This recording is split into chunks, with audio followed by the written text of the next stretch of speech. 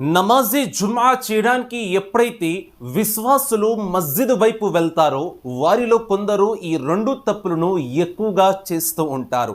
సోదరులారా, ఈ రెండు తప్పులను ఎప్పటికీ చేయకండి. మొట్టమొదటిది, నమాజే జుమా చేయడానికి మస్జిద్ లోపలికి వెళ్ళినప్పుడు జుమా నమాజ్ ప్రారంభం చేసే ముందు ఇమాం గారు ముందు స్పీచ్ ఇస్తారు, ప్రసంగం ఇస్తారు. సోదరులారా, ఆ సమయంలో అస్సలు నిద్రపోకండి.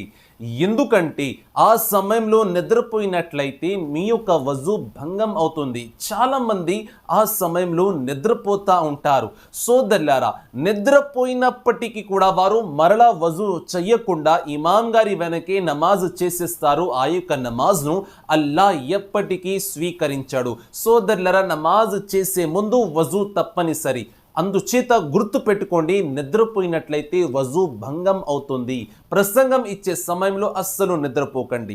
రెండో విషయం ఏమిటంటే, సోదరులారా, ఇమాం గారు ఎప్పుడైతే నమాజీ జుమాను ప్రారంభం చేసే ముందు ఖుతుబా చదువుతారో ఆ ఖుతుబాను వినడం ప్రతి విశ్వాసి పైన వాజిబ్, విచ్ మీన్స్ కంపల్సరీ. దానిని మీరు ఎట్టి పరిస్థితుల్లో వినాల్సింది.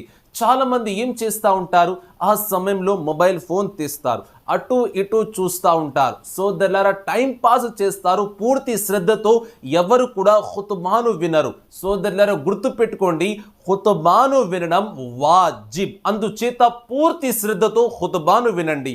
ఉలమాయ్ కిరామ్, సూఫియానే కిరామ్ ఈ విధంగా తెలియజేస్తున్నారు, ఎప్పుడైతే ఇమాం గారు ఖుతుబా చదువుతారో ఆ సమయంలో నమాజ్లో అత్తహియాత్లో ఏ విధంగా అయితే కూర్చుంటారో ఆ విధంగా కూర్చుని పూర్తి శ్రద్ధతో ఎవరైతే ఖుతుబాను వింటారో అల్లా వారికి 2 రకతులు నఫిల్ నమాజ్ చేసినంత పుణ్యాన్ని ప్రసాదిస్తాడు. అందుచేత ఈ విధంగానే కూర్చుని పూర్తి శ్రద్ధతో మీరు ఖుతుబాను వినండి. ఖుతుబా వినడం వాజిబ్. ఈ 2 తప్పులను ఎప్పటికీ చేయకండి.